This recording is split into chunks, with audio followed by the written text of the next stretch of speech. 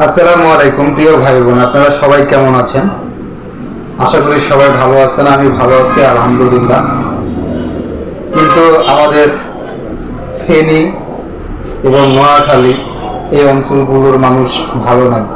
আমরা দেখতেই পাচ্ছি সোশ্যাল মিডিয়ায় এবং নিউজে যে সেখানে বন্যার পরিস্থিতি অনেক খারাপ। তো আমরা সকলেই এই বন্যাগ্রস্ত মানুষদের জন্য দোয়া করব যেন আল্লাহ অতি দ্রুত এই পানি নামিয়ে ফেলে এবং এই যারা যারা ক্ষতি হয়েছে তাদেরকে আল্লাহ সাহায্য করুক, আমরা এটাই কামনা করি। তো আমি যেটা বলবো, অনেক ফাউন্ডেশন কিন্তু এখন আছে যে ফাউন্ডেশনগুলো ফেনী, কুমিল্লা, নোয়াখালীতে যাচ্ছে। তো আমরা আপনাদের কাছে এটা বলতে চাই আমি যে আপনারা সাহায্যের হাত বাড়িয়ে দিন এবং আপনারা খুঁজুন যে এরকম ট্রাস্টেড যে ফাউন্ডেশনগুলো আছে যারা আসলেই এই বন্যাগ্রস্ত মানুষের পাশে দাঁড়ায়, আপনারা এটা খুঁজুন। এবং আমি যদি পেয়ে থাকি, অবশ্যই আছে, আমি যদি পেয়ে থাকি তাহলে আমি আমার এই ভিডিও ডেসক্রিপশনে আপনাদের সেই লিঙ্ক দিয়ে দিব। আপনারা সেখানে যে যা পারেন, যেভাবে সামর্থ্য আছে সেভাবে আপনারা সাহায্য করুন।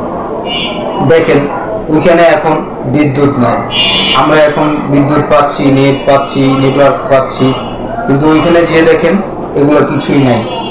নেটওয়ার্ক বন্ধ, কারেন্ট বন্ধ, মোবাইল নেটওয়ার্ক বন্ধ, ইন্টারনেট নাই, খাবারের একটা সংকট, খাবার পাচ্ছে না। কারণ আপনারা দেখছেন যে পানি এত পরিমাণের হয়েছে যে ঘর বাড়ি ডুবে গেছে, তার মানে সেখানে একটা খাবারের দোকান পর্যন্ত নাই, সেটা পর্যন্ত ডুবে গেছে। তো এই যে আপনারা যে সাহায্যগুলো করবেন এগুলো হচ্ছে কি তাদের জন্য ডাল ভাতের কিছু আয়োজন, এটাই হচ্ছে সাহায্য। দেখেন আমরা মানুষ এবং মানুষ মানুষের জন্য, মানুষ মানুষের পাশে দাঁড়াতে, এটা হচ্ছে আমাদের মনুষ্যত্ব। তো আমি সকলকে এটা আবেদন করে জানাচ্ছি যে আপনারা পাশে দাঁড়ান এবং আমি নিজেও তাদের পাশে দাঁড়াবো এবং দাঁড়াচ্ছি। এখন আমি বলবো যে আপনারা যে যা পারেন, 1 টাকা, 2 টাকা, 5 টাকা, 10 টাকা, 100 টাকা, 500 টাকা, এভাবে আপনারা সাহায্য করেন, যার যেভাবে সামর্থ্য আছে। এটাই আমি আপনাদেরকে বলি। তো আশা করি আপনারা সবাই বুঝতে পারছেন বন্যাগ্রস্তর কবলের পড়া যে কতটা ভয়াবহ, কতটা কষ্ট, কতটা বেদনাময়, এটা কিন্তু ভাই আমি এটার সম্মুখীন হয়েছি, এবং আমি তো অনেক কান্না করছি। আমি একটু ইমোশনাল মানুষ। আমি হচ্ছি গত 2 মাস আগে আপনারা হয়তো দেখছেন যে পিরিজপুর, মংলা বন্দর, বাগেরহাট, বরিশাল, পটুয়াখালী এইসব অঞ্চলে কিন্তু বন্যা হয়, প্রতি বছরই বন্যা হয়। কিন্তু পিরিজপুরবাসী এরকম পানি বন্যা কখনো দেখে নাই। যেটা মুরব্বী যারা বেঁচে আছে তারাই বলছে যে আমি কেন, আমার বাবা বা আমার দাদারাও এরকম বন্যা দেখে নাই। 88 বন্যাতে কিন্তু সব জায়গাতেই বন্যা হয়েছে, পুরো বাংলাদেশে বন্যা হয়েছে, কিন্তু এতটা পরিমাণের ওই পিরিজপুরবাসী পানি দেখে নাই।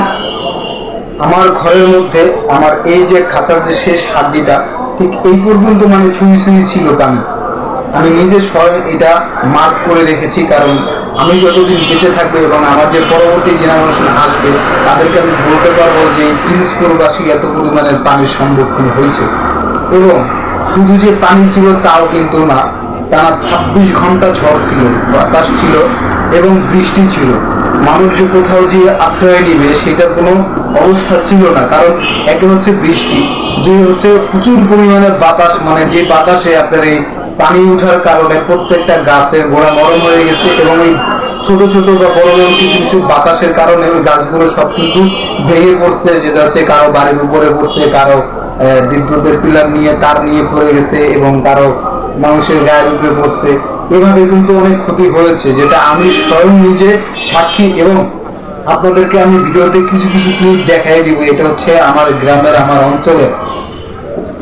আমি তার দ্বিতীয় দিন হেঁটে অনেক জায়গায় অনেক বাড়িতে যাওয়ার চেষ্টা করছি কিন্তু পানি নেই, শুধু পানির কারণে শুধু দিয়ে একটা মেইন রাস্তা বাদে সবগুলো কিন্তু পানিতে ডুবা ছিল। তো আমি জানি যে এই পানির কষ্টটা কতটা ভয়াবহ কষ্ট, কতটা দুঃখের, এটা আসলে যারা এই কবলে পড়েছেন তারাই জানেন।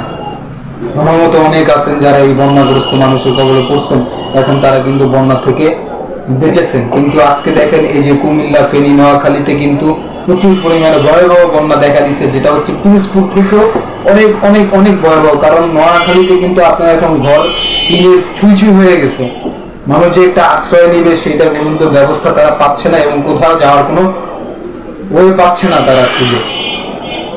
আপনারা প্লিজ তাদের পাশে দাঁড়ান, তাদের জন্য দোয়া করেন, আল্লাহ যেন এই বন্যা দূর করে দেয় অতি দ্রুত। দেখেন কালকে রাতে কিন্তু সবচেয়ে বেশি পানি উচ্চতা হচ্ছে এই ফেরিতে, নোয়াখালীতে একটা গ্রামের নাম আছে সঠিক আমার মনে নাই, কিন্তু এই গ্রামটা তো দেখবেন আপনি প্রচুর পরিমাণের পানি উঠেছে। আমি একটা বাচ্চার ভিডিও দেখে খুব কান্না করে দিচ্ছি, আমার চোখ থেকে পানিও ঝরঝর করে বের হয়ে গেছে। এই ভিডিওটি আপনারা একটু দেখুন। যে বাবা এই রোডটা না বেশ না। তো আপনারা ভিডিওটি দেখছেন, আমি বলি আপনারা সাহায্য করুন সবাইকে, আপনাদেরকে এটাই আমার কামনা। সকলে ভালো থাকবেন, সুস্থ থাকবেন। আল্লাহ হাফেজ।